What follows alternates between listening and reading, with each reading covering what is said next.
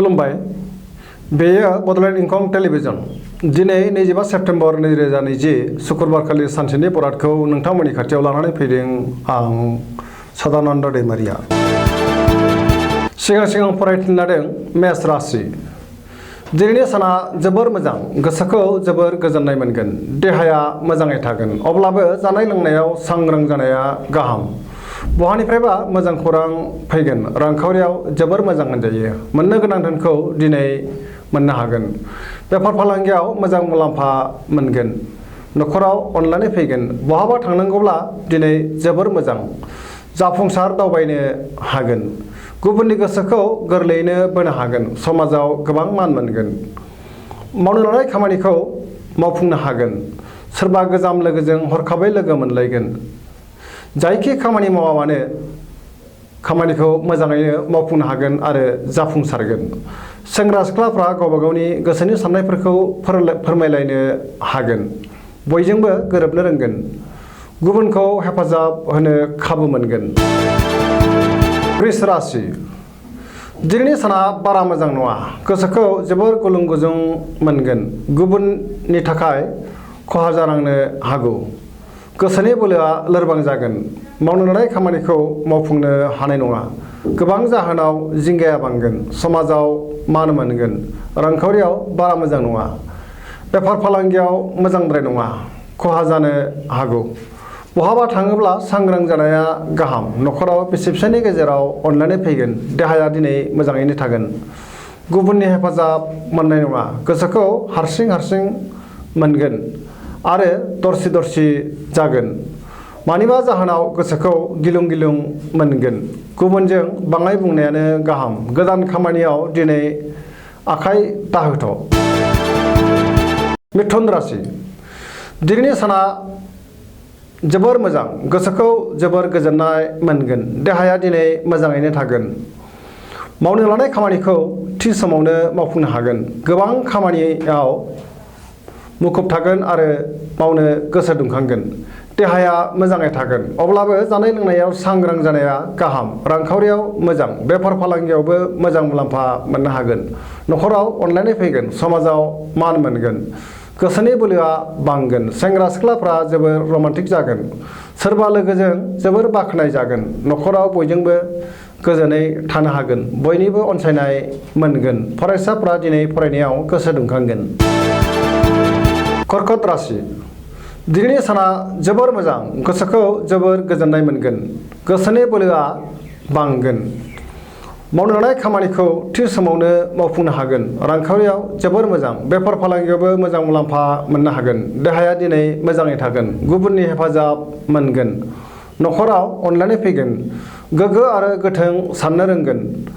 गोसोनि साननायफ्रा जाफुंगोन। बयजोंबो अनसायजानानै गोसोखौ जोबोर गोजोननाय मोनगोन। गोदान खामानियाव आखाइ होजेननो हागोन। बहाबा दावबायहैयोब्ला जाफुंसारगोन। सिंह राशि। दिनैनि साना जोबोर मोजां। गोसोआव गोग्गो साननाय फैगोन। मावनो लानाय खामानिखौ मावफुंनो हागोन। रांखावरियाव जोबोर मोजां। अदेबानि खरसाया बांगोन। बेफार फालांगियाव मोजां मुलाम्फा मोननो हागोन। गोसोनि साननायखौ गुबुननो फोरमायनो हागोन। सोरबा लोगोजों बहाबा दावबायहैनो खाबु मोनगोन। न'खराव अनलायनाय फैगोन। लाइमोनफोरनि गोसोआ जोबोर रमान्टिक जागोन। गोदान खामानियाव आखाइ होजेननो हागोन। सुथुरखौ गोरलैयैनो फेजेननो हागोन। गोसोनि साननायफोरा जाफुंजोबगोन। कन्या राशि। दिनैनि साना जोबोर मोजां। सोरबा गोजाम लोगोखौ लोगो मोननानै गोसोखौ जोबोर गोजोननाय मोनगोन। सुथुरखौ फेजेननो हागोन। जेरावबो मान मोनगोन। गुबुननि गोसोखौ गोरलैयैनो बोनो हागोन। बहानिफ्रायबा मोजां खौरां फैनो हागौ। रांखावरियाव जोबोर मोजां। मोननो गोनां धोनखौ दिनै मोननो हागोन। बेफार फालांगियावबो मोजां मुलाम्फा मोनगोन। अदेबानि गगा बायदि रोखोमनि फिसा बेरामाव गोग्लैनांनो हागौ। जानाय लोंनायाव सांग्रां जानाया गाहाम। न'खराव अनलायनाय फैगोन। सेंग्रा सिख्लाफ्रा गोसोनि साननायखौ फोरमायनो हागोन। तुला राशि। दिनैनि साना बारा मोजां नङा। गोसोखौ जोबोर उसुखुथु मोनगोन। गोसोनि बोलोआ लोरबां जागोन। गोसोनि साननायफोरा देबोर नांगोन। मावनो लानाय खामानिखौ मावफुंनो हानाय नङा। देहाया मोजाङै थागोन, रांखावरियाव मोजांद्राय नङा। आयनिख्रुइ खरसाया बांसिन जागोन। न'खराव बिसि फिसायनि गेजेराव अनलायनाय फैगोन। समाजाव मानहानि जानो हागौ। सांग्रां जानाया गाहाम। बेफार फालांगियाव मोजांद्राय नङा। सोरबा लोगोनि हेफाजाब मोनगोन। बिमा बिफानि बोर मोनगोन। सोरबा गोजाम लोगोजों जानबुङाव रायज्लायनो खाबु मोनगोन। गोदान खामानियाव आखाइ होजेननो नाङा, गोरोन्थि जानो हागौ। रोंग'साफोरनि सुबुरुन लानांगोन। वृश्चिक राशि। दिनैनि साना जोबोर मोजां। गोसोखौ जोबोर गोजोननाय मोनगोन। गोसोनि बोलोआ बांगोन। मावनो लानाय खामानिखौ थि समावनो मावफुंनो हागोन। गोसोनि साननायफोरा जाफुंगोन। समाजाव गोबां मान मोनगोन। न'खराव बिसि फिसायनि गेजेराव अनलायनाय फैगोन। बिदा फंबायजों गोरोबनो रोंगोन। रांखावरियाव जोबोर मोजां। बेफार फालांगियावबो मोजां मुलाम्फा मोननो हागोन। देहाया दिनै मोजाङै थागोन। गुबुननि हेफाजाब मोनगोन। सोरबा गोजाननि लोगोजों जानबुङाव रायज्लायनो मोननानै गोसोखौ दिनै जोबोर गोजोननाय मोनगोन। गोसोआ जोबोर रमान्टिक जागोन। फरायसाफ्रा फरायनायाव गोसो दुंगोन। धनु राशि। दिनैनि साना बारा मोजां नङा। मावनो लानाय खामानिखौ थि समाव मावफुंनो हायैयाव गोसोखौ दिनै जोबोर गाज्रि मोनगोन। गोसोनि साननायफोरा देबार नांगोन। रांखावरियाव बारा मोजां नङा। बेफार फालांगियाव मोजां नङा। समाजाव मान मोनगोन। गोबां जेंनाजों मोगा मोगि जानांनो हागौ।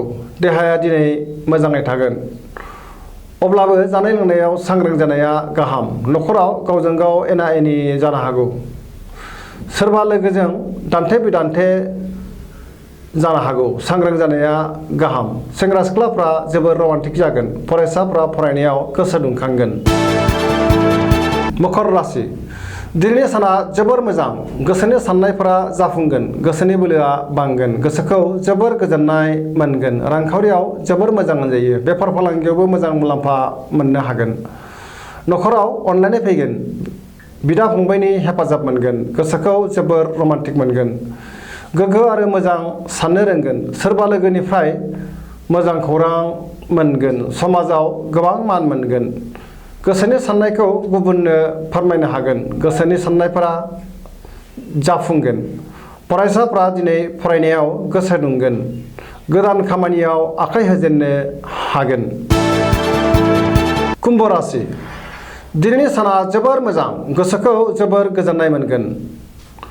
मावनो लानाय खामानिखौ थि समावनो मावफुंनो हानानै बांसिन गोजोनगोन। बहानिफ्रायबा मोजां खौरां फैगोन। समाजाव मान मोनगोन। सोरबा गोजाम लोगोजों लोगो मोनलायगोन। रांखावरियाव जोबोर मोजां। फालांगियाव मोजां मुलाम्फा मोननो हागोन। देहाया दिनै मोजाङै थागोन। न'खराव अनलायनाय फैगोन। गुबुननि हेफाजाब मोनगोन। जायखि खामानि मावा मानो खामानिफ्रा जाफुंजोबगोन। बयजोंबो गोरोबनो रोंगोन। मीन राशि। दिनैनि साना बारा मोजां नङा। गोसोआव बेले बेजे साननाय फैगोन। गोसोनि बोलोआ लोरबां जागोन। गोसोनि साननायफोरा जाफुंनाय नङा। गोसोनि बाथ्राखौ गुबुननो दाफोरमाय। देहाया मोजाङै थानाय नङा। जानाय लोंनायाव सांग्रां जानाया गाहाम। रांखावरियाव मोजां नङा। नाङा फाङा खरसाया बांगोन। बेफार फालांगियावबो मोजां नङा। गुबुनजों सोंखारि जागोन। न'खराव अनलायनाय फैगोन। लाइमोनफोरनि गोसोआ गोनो गोथो जागोन। सोरजोंबा अपमान होजागोन। सांग्रां जानाया गाहाम। दिनैनि राशि फरायथिनाया एसेनोसै। जोबनायाव बेखौनो खावलायो जाहाथे नोंथांमोना सानफ्रामबो जोंनि बे बड'लेण्ड इंखं टेलिभिजनखौ नायबाय थायो आरो साबस्क्राइब खालामो। एसेनोसै। गोजोन्थों।